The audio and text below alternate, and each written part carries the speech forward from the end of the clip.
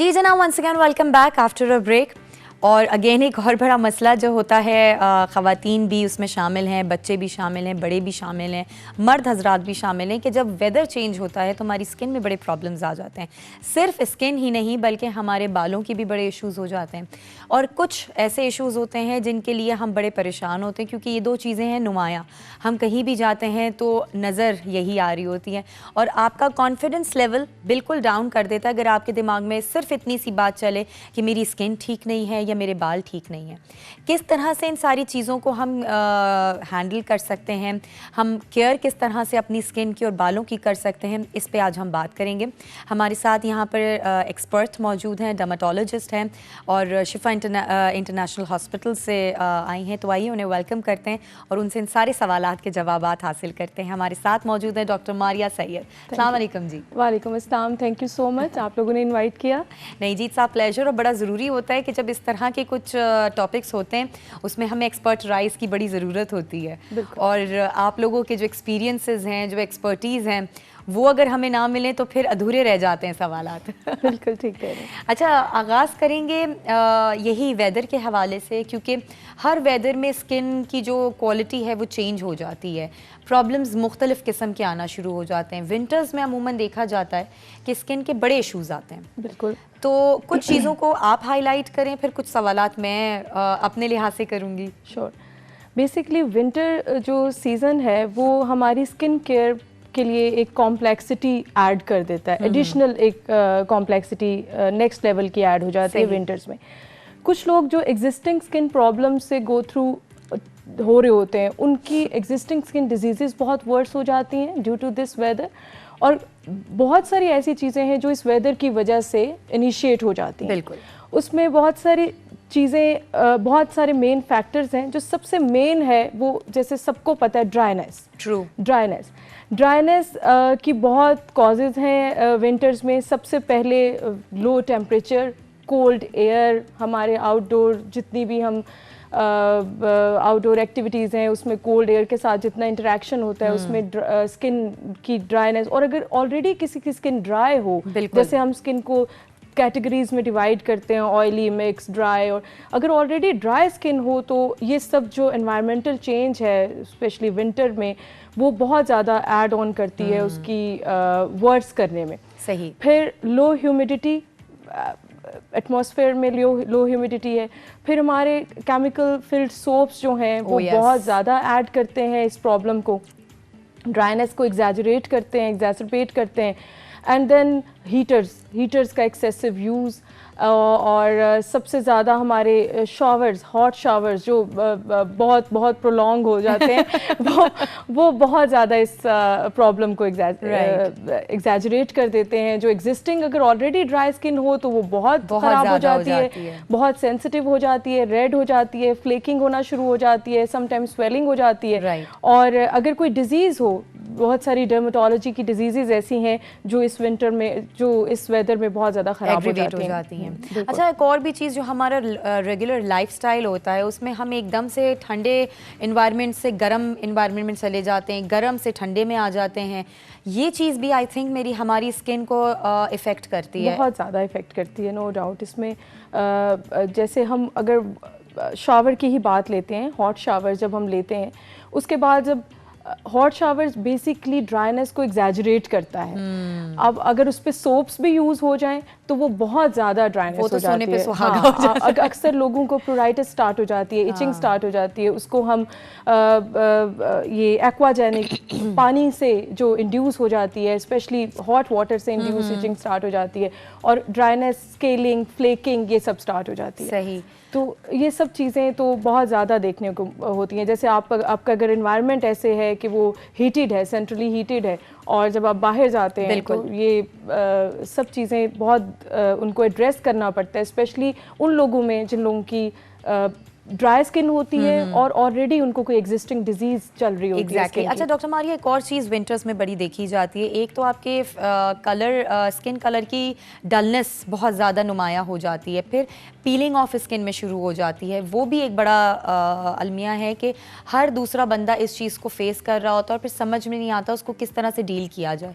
तो अगर ये सिनेरियो हो किसी के साथ तो फिर क्या किया जाए? बेसिकली सबसे पहले हम लोग एक तो सर्दियों में हम सनब्लॉक अपना छोड़ देते हैं। अच्छा, सबसे मतलब जो ही सर्दियाँ आती हैं, विंटर थोड़ा क्लाउडी होता है या क्लाउडी डेज़ में हम, और ऊपर से हमें लगता है कि सर्दियों में सनब्लॉक की यूवी प्रोटेक्शन की ज़रूरत नहीं है। This is totally wrong. और टैनिंग की एक बहुत बड़ी वजह वो भी है। और दूसरा ये कि सर्दियों में कोल्ड एयर से, कोल्ड वेदर से हमारी जो स्किन की नेचुरल ऑयल है, जिसकी वजह से स्किन का वेयर एंड टियर जो एक नेचुरल मैकेनिज्म में चल रहा होता है, वो बहुत इम्पेयर हो जाता है। और उसकी वजह से मॉइस्चर रिटेंशन जो कैपेबिलिटी है, जो कैपेसिटी है स्किन की, वो बहुत लेस हो जाती है as compare to normal weather में। तो ये सब चीज़ें टैनिंग और इस किस्म की जितनी भी चीज़ें हैं उनमें एग्रीवेट करती हैं, उन प्रॉब्लम्स को एग्रीवेट करती हैं। अच्छा, एक और चीज़ बड़ी देखी जाती है कि जब हम ऐसे जगहों पर जाते हैं जहाँ पर बहुत ज़्यादा ठंड है, बर्फ़ी इलाकों में चले जाएं या आप माउंटेनियस एरियाज़ में चले जाएं, वहाँ भी आपकी स्किन प्रॉब्लम्स फिर जनरेट होना शुरू हो जाती हैं। उन्हें किस तरह से फिर हम हैंडल कर सकते हैं? बिल्कुल, वो अगेन वही कॉज है। जितनी भी हाई एल्टीट्यूड एरियाज़ हैं, प्लस जब स्नोफॉल स्टार्ट होती है तो जो सन रेज हैं, अच्छा क्लाउडी सीजन में भी इन डेंस क्लाउड्स में भी 80% यूवी रेज नीचे आ रही होती हैं, वो हमें इफेक्ट कर रही होती हैं। और जिस तरह हमें बिल्कुल हम केयरलेस हो जाते हैं अपनी सन प्रोटेक्शन से, अपनी स्किन की केयर से कि जी बिल्कुल अभी तो डेंस क्लाउड्स हैं या हम स्नो, तो ये सब चीज़ें जब यूवी रेडिएशन जब आपकी रिफ्लेक्ट होके आती हैं वो मोर पेनिट्रेटिंग होती हैं। अच्छा। और वो बहुत ज़्यादा स्किन को डैमेज करती हैं। ना सिर्फ सेंसिटिविटी, फोटो सेंसिटिविटी बढ़ जाती है, स्पेशली जिन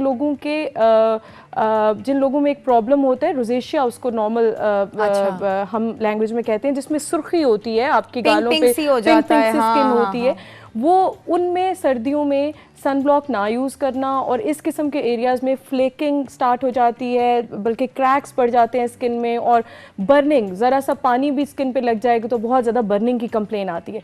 तो अगेन उन एरियाज़ में सबसे पहला काम है आप यूवी प्रोटेक्शन यूज़ करें, और वो बहुत मैंडेटरी है।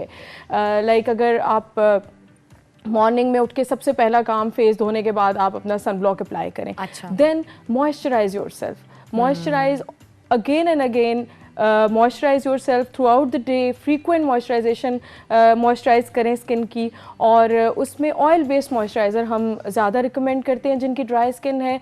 और अगर जिनकी ऑयली स्किन है, ऑयली स्किन के लिए water based moisturisers you can use, लेकिन इनमें सबसे पहला स्टेप ये होता है कि आप सोप्स का यूज़ भी कम कर दें। वो आपकी स्किन को मज़ीद ड्राई कर देती है बहुत ज़्यादा। अगर आप ड्राई स्किन पे सोप्स यूज़ करेंगे तो वो बहुत ज़्यादा एक्सेसिव फ्लेकिंग स्टार्ट हो जाएगी और बहुत ज़्यादा सेंसिटिव हो जाएगी जिल्द, और जिल्द के छिलके उतरना। अक्सर आप सुनते भी हैं, पेशेंट्स भी आते हैं कि वो बहुत ख़राब हो जाती है जिल्द, और बर्निंग स्टार्ट हो जाती है। आप कोई भी नॉर्मल रेगुलर डेली रूटीन जो होती है हमारी, उसका कोई भी लगाएं चीज़ फेस के ऊपर तो वो बर्निंग स्टार्ट हो जाती है बहुत ज़्यादा। क्योंकि एक और भी चीज़ बड़ी होती है सर्दियों के अंदर ख़वातीन के लिए, ये बेसिकली है कि जब वो मेकअप करती हैं तो मेकअप ठहरता भी नहीं है। शायद यही वजह है कि हमारी स्किन को हम सही तरीके से प्रोटेक्ट ही नहीं कर पा रहे। बेसिकली अपनी अगर आपकी स्किन मॉइस्चराइज रहेगी ना तो हर चीज़ बेटर हो जाएगी। और दूसरा, अपने मेकअप प्रोडक्ट्स को जब भी सिलेक्ट करें, जब भी उनको ख़रीदें, उसको अपनी स्किन के मुताबिक लें। मतलब आप अगर आपकी ड्राई स्किन है तो go for some moisturiser based products, और अगर आपकी ऑयली स्किन है तो आप ऑयल बेस्ड ना लें, वाटर बेस्ड लें, जो भी प्रोडक्ट्स लें। और अगेन अगर आप अपनी स्किन को मॉइस्चराइज रखेंगे, मल्टीपल टाइम्स डे में मॉइस्चराइज करेंगे, और ये पर्सन टू पर्सन वेरी करता है कि आपको कितनी ज़रूरत है। हर इंसान की मुख्तलिफ स्किन होती है। बिल्कुल। आपको डेली रूटीन में आपको खुद आइडिया हो जाता है कि अगर आपने 3 दफ़ा साबुन यूज़ किया है तो आप शायद बहुत ज़्यादा आपकी स्किन ड्राई हो गई है, फ्लेकिंग स्टार्ट हो गई है, ज़ेरोटिक स्किन हो गई है जिसमें छिलके उतरना शुरू हो जाते हैं। और फिर आप अपने हिसाब से अपनी स्किन को मैनेज करें। मतलब जो पेशेंट्स समझदार होते हैं वो बहुत अच्छे से कर लेते हैं। अच्छा, एक और चीज़ होती है, नॉर्मली देखा जाता है कि वैसे जैसे बेबी स्किन हम बोलते हैं वो बड़ी स्मूथ होती है, लेकिन by the passage of time जब आपकी एज मज़ीद बढ़ना शुरू हो जाती है तो ओपन पोर्स भी नुमायाँ हो जाते हैं, खुरदुरी स्किन हो जाती है, हेयर ग्रोथ आपकी बड़ी वो हार्मोनल ऑब्वियसली वो इश्यूज़ की वजह से आ जाती है। तो उसमें उस सिनेरियो में फिर हमें क्या करना चाहिए? ये एक जनरल इशू है, not specifically related to this weather, कि एजिंग के साथ बहुत सारे प्रॉब्लम्स आ जाते हैं। एजिंग में सबसे पहले जो ओपन पोर्स हैं, हम उसको डिजीज नहीं कहेंगे, इट्स अ नेचुरल बेसिकली। हाँ, हमारी स्किन थोड़ी सी जब लूज होती है तो डायलेटेड जो डक्ट्स होती हैं, जो हमारी रेगुलर सीबम प्रोड्यूसिंग ग्लैंड्स की डक्ट्स स्किन के ऊपर ओपन करती हैं, वो बेसिकली डायलेट हो जाती हैं थोड़ी सी। तो ओपन पोर्स का एज सच कोई इस तरह का ट्रीटमेंट नहीं है कि आप ये लेंगे तो हफ्ते में ये ठीक हो जाएंगे। There is no such treatment. हमेशा हम ओपन पोर्स के लिए जेंटल एक्सफोलिएटर्स देते हैं, एक्सफोलिएशन करें जिसमें बहुत सारे natural AHA, alpha hyaluronic acid, beta hyaluronic acid की चीज़ें जैसे ग्लाइकोलिक एसिड, सैलिसिलिक एसिड, ये ऑयल्स होते हैं, ये सीरम्स होते हैं जो हम देते हैं। रेटिनॉल बहुत इम्पॉर्टेंट है ओपन पोर्स को ट्रीट करने में।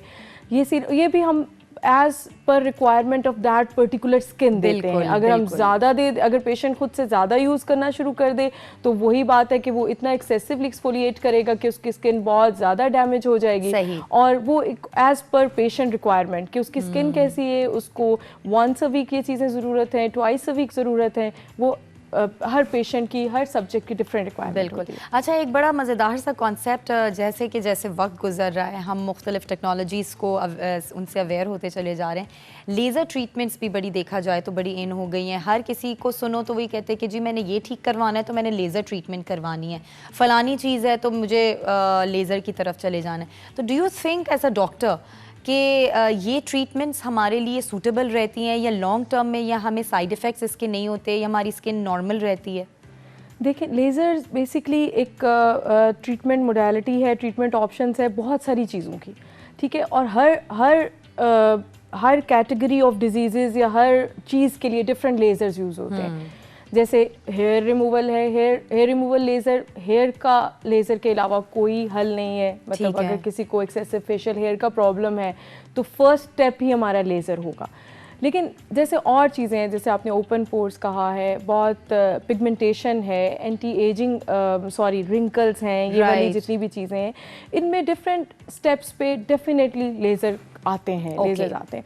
और ऐसा नहीं है कि एक दफ़ा अगर आप लेज़र यूज़ कर लेंगे तो उनके कोई लॉन्ग टर्म साइड इफ़ेक्ट्स हैं। These are just myths. आप अपने डॉक्टर से कंसल्ट करके अपने लिए appropriate management plan, treatment plan advice करें और उसको आप लें तो इन चीज़ों का कोई ऐसा लॉन्ग टर्म नुकसान नहीं है। Rather they are few lasers are very good anti ageing. अगर आप उनको मतलब एक्सेसिवनेस हर चीज़ की बुरी है। आप एक लिमिट के अंदर रहकर आप एक जितनी ज़रूरत है आपकी स्किन को आप उतना प्रोवाइड अगर करेंगे उसको वो ट्रीटमेंट, तब तक वो आपके लिए ठीक रहेगी। बिल्कुल बिल्कुल। जैसे बहुत सारे एक्नी मेन इशू है, एक सादी सी चीज़ की बात करते हैं, एक्नी में समटाइम्स पेशेंट आता है, वो सबसे पहले पूछता है आपके पास एक्नी का लेज़र है? मतलब वो क्वेश्चन हमारे लिए भी बड़ा वो होता है। तो हम अक्सर वो सिर्फ ये डिफरेंट जो नॉलेज हमारा लगता है ना कि फौरी तौर पे एकदम से मैजिक हो जाएगा। ये जो गूगल नॉलेज मैं उसको कहती हूँ जो नॉलेज है वो बेसिकली लेके आ रहा होता है कि मैं शायद ये कर लूँ, लेज़र, मतलब उसको लग रहा होता है कि जो है एक फाइनल हल है। लेकिन एक्नी या इस तरह की बहुत सारी डिजीज़ ऐसी हैं जिन पे हम पेशेंट्स को कहते होते हैं हमने छत पे जाना है तो हमने पहली स्टेयर्स के बाद आहिस्ता आहिस्ता जाना है ना, सबसे पहले छलांग नहीं लगानी छत के ऊपर।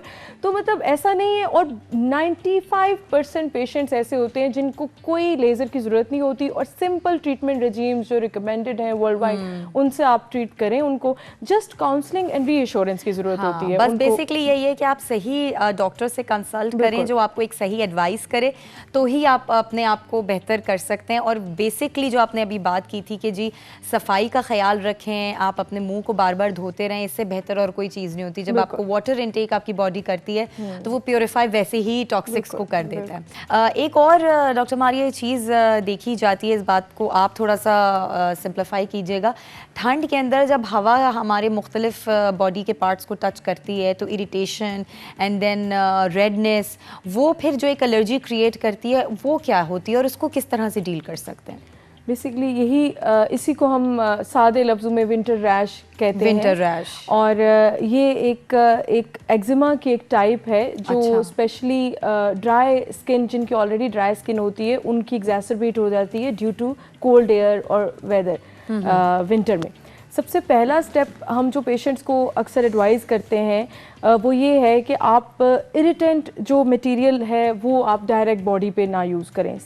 लाइक वूल जो है ना वो इरिटेट करता है स्किन को, और जो भी विंटर इंड्यूस या ड्राइनेस इंड्यूस जितने भी रैशेज़ हैं, जितने भी स्किन कंडीशंस हैं, उसमें direct application of wool body के साथ बहुत ज़्यादा ख़राब करती है जल्द को मज़ीद। तो आप नीचे अपनी डायरेक्ट कांटेक्ट में प्योर कॉटन यूज़ करें, उसके ऊपर आप जो मर्ज़ी अपने आप को प्रोटेक्ट करने के लिए यूज़ करें, उसका कोई इशू नहीं है।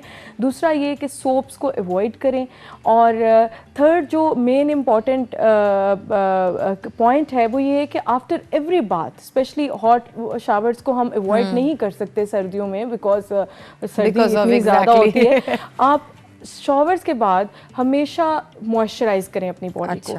टॉवल ड्राई करने से बाद पहला काम अपनी बॉडी को मॉइस्चराइज करें, स्पेशली एक्सपोज्ड एरियाज या वो एरियाज जैसे लेग्स। लोगों की ओल्ड एज में चूंकि पेशेंट मल्टीपल मेडिकेशंस पे होता है ऑलरेडी, तो उस वक्त बहुत सारी दवाइयाँ ऐसी होती हैं जो जिल्द को ड्राई कर रही होती हैं, और विंटर में अक्सर वही सारी दवाइयों का मिक्सचर, उनके side effects plus weather induced cold hot showers और हीटर्स, इन सब से मिल के बहुत सारी चीज़ें ख़राब हो चुकी हुई होती हैं। तो उनका सबसे जो उनको अवॉइड करने का मेन स्टेप है कि वो शावर्स के बाद आप अपने आप को मॉइस्चराइज करें।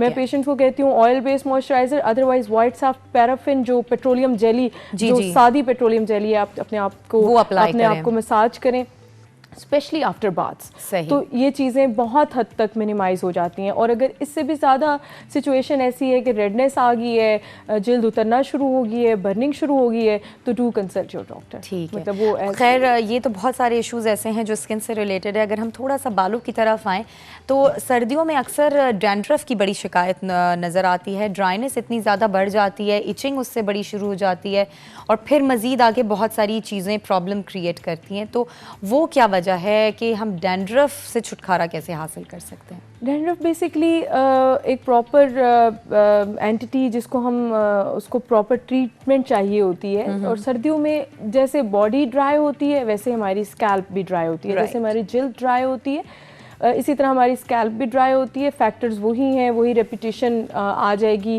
कि आपका वार्म शावर्स हैं, आपके बहुत सारे डिटर्जेंट्स हैं जो हम केमिकल फिल्ड शैम्पूज लगाते हैं सर पे बहुत ज़्यादा, यही सब कॉजेज़ हैं।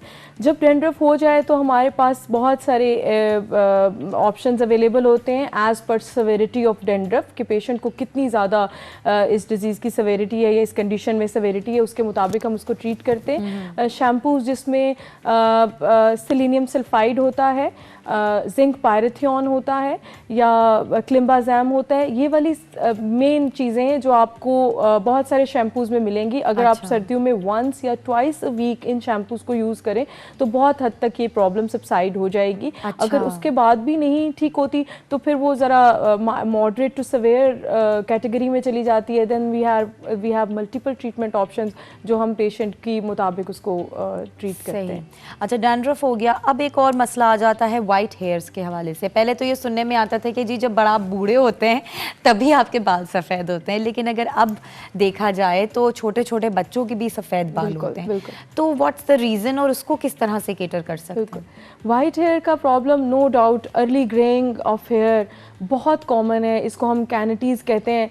और इसमें एक तो ये चीज़ है कि परमानेंट हेयर का कलर डैमेज हो गया, ठीक है। और दूसरा ये है कि आपका टेम्परेरी कोई ऐसी चीज़, कोई ऐसा इंसल्ट हुआ है बालों की केराटिन या बालों के मेलानिन के ऊपर कि जिससे हेयर का रंग डैमेज हो गया, तो उसमें सबसे इम्पॉर्टेंट बात ये है कि this can be genetic as well. अच्छा, हाँ, this can be genetic. Early greying of hair अगर तो जेनेटिक है, then we have no permanent solution to it except for all these hair dyes and हाँ, सीरियसली अगर ये genetic है, we have to ask patient is there any history कि आपकी family में अर्ली ग्रेइंग है, बाल जल्दी ग्रे हो जाते हैं, तो वो यूजुअली 20-25 साल 30 साल की उम्र में बच्चों के बाल ग्रे होना शुरू हो जाते हैं।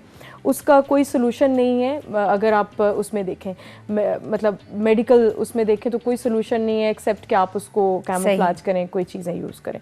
दूसरा ये है कि आपकी बहुत सारी हेयर प्रोडक्ट्स आजकल बहुत ज़्यादा जो हेयर कॉस्मेटिक्स यूज़ होती हैं वो बहुत डैमेज कर देती हैं, उसमें बहुत स्ट्रॉन्ग केमिकल्स होते हैं, प्लस हमारे रूटीन के जो पार्लर के dyes, hair dyes, excessive usage of all of these things वो बहुत परमानेंटली डैमेज कर देती हैं। अगर तो बीच में मेलानिन परमानेंट डैमेज नहीं हुआ तो देयर इज़ अ चांस कि आप अच्छे न्यूट्रिशन दें, अच्छे बालों के मल्टीविटामिन स्टार्ट करें, अच्छे शैम्पूज पे शिफ्ट करें पेशेंट को, तो वो वापस आ जाता है। अदरवाइज समटाइम्स इट्स परमानेंट कि वो आपका इतना डैमेज हो चुका हुआ होता है कि वो वापस नहीं आता। ये वाला तो है खैर ऐसा मसला।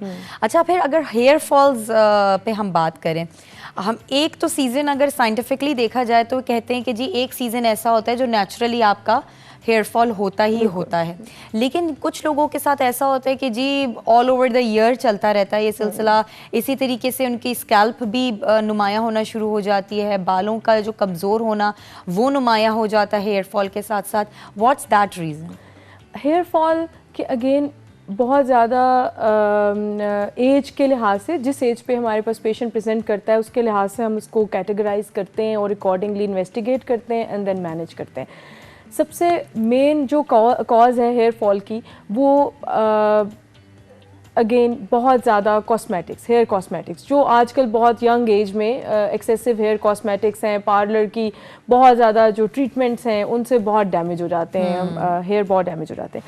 दूसरा सबसे मेन कॉज, कोई भी पेशेंट जब आता है तो उसके 2-3 पैरामीटर्स हम देखते हैं। अगर तो वो जैसे उनका ब्लड में हीमोग्लोबिन लेवल है, अनीमिया तो नहीं है पेशेंट को, कोई थायराइड की चीज़ तो नहीं चल रही, hypo and hyper thyroid both can cause hair fall and sometimes they are asymptomatic, their main symptoms is just hair fall. हाँ, तो हमें वो ज़रूर देखना पड़ता है। बाज़ औक़ात लो हीमोग्लोबिन हो, अनीमिक हो पेशेंट, आप उसको जो मर्जी हेयर ट्रीटमेंट्स कर लें, पेशेंट तब तक ठीक नहीं होगा जब तक हम उसके अंदर के स्टोर्स को ठीक ना कर लें। तो 3-4 main blood investigations are very necessary अगर पेशेंट हेयर फॉल के साथ आए, वो सिग्निफिकेंट हेयर फॉल के साथ आए कि स्कैल्प नज़र आना शुरू हो जाए, तो ये चीज़ें बहुत ज़रूरी होती हैं चेक करना।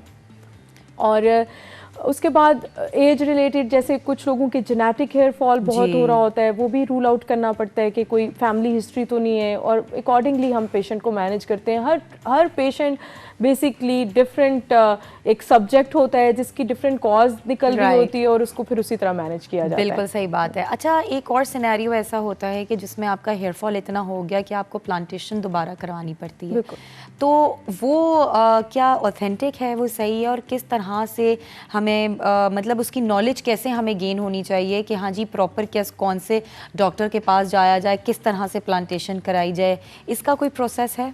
हेयर ट्रांसप्लांट अब आज के दौर में तो एक बहुत ही कॉमन, अब तो फैशन हो गया है। लोग पहले शर्माते थे कि नहीं जी नहीं बताना, अब तो खुलेआम बताते हैं आज किया है हमने। नहीं, और अगर तो जैसे मेल्स की हम बात करें तो जो मेल पैटर्न बाल्डनेस है जिसको हम मर्दाना गंजापन कहते हैं, और वो एंड्रोजेनेटिक होता है बेसिकली। अच्छा, वो बेसिकली हार्मोनल होता है, जेनेटिक होता है। आपकी अगर जीन्स में स्ट्रॉन्ग है, आपकी जेनेटिक हिस्ट्री है स्ट्रॉन्ग, आपके पेरेंट्स, आपके मैटरनल हिस्ट्री, फादर्स की तरफ से हिस्ट्री है, तो वो उसका जो परमानेंट सोल्यूशन है ना वो हेयर ट्रांसप्लांट ही है। अच्छा, उससे पहले बहुत सारी ऐसी चीज़ें होती हैं जिसकी वजह से हम पेशेंट को थोड़ा सा ये प्रोसेस को पॉज कर देते हैं, थोड़ा स्लो डाउन कर देते हैं।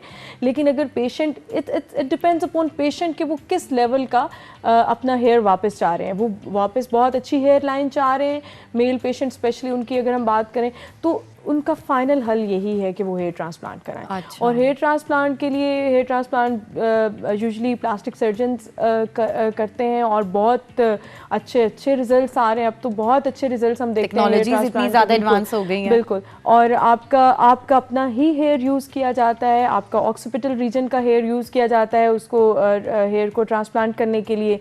और जितना अच्छा आपका हेल्दी हेयर होगा ऑक्सीपिटल एरिया में, उतना अच्छा आपका हेयर ट्रांसप्लांट। फिर जाहिर है उसकी केयर आपको प्रॉपर समझाई जाती है कि आपने किस तरह केयर करनी है। With in 1 month patient recover हो जाता है। और यूजुअली मॉडरेट अगर हेयर लॉस हो तो 1 सिटिंग इज एनफ। एक ही दफा के अंदर आपका काफी हद तक मामला सॉल्व हो सकता है। तो वो आपका काफी हद तक क्या समथिंग पेशेंट को 100% उससे फायदा हो जाता है। और अगर तो हम पेशेंट से पूछ रहे होते हैं कि आपकी रिक्वायरमेंट क्या है। बेसिकली ये पेशेंट की अपनी रिक्वायरमेंट होती है कि वो ये अगर चाहे कि जितने रह गए बाल उतने ही रह जाएं और थोड़े बहुत नए आ जाएं तो फिर ठीक है, हम मेडिकली उसको PRP जैसे आजकल बहुत ज़्यादा हेयर ग्रोथ में उसका रोल है, हम वो करते हैं। प्लस पेशेंट को मेडिकेशंस के ऊपर रखते हैं। अगर पेशेंट का बहुत अच्छी हेयर लाइन वापस लाना चाहते हैं तो hair transplant is the only solution.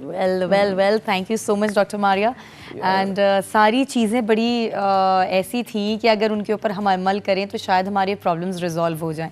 क्योंकि इस तरह की चीज़ें प्रॉब्लम्स जनरेट होती लाजमी है। ऐसा नहीं है कि हम उनसे छुटकारा हासिल कर सकते हैं, बट द थिंग इज़ कि हमें किस तरह से टेक केयर करनी है अपनी स्किन की और अपनी बालों की।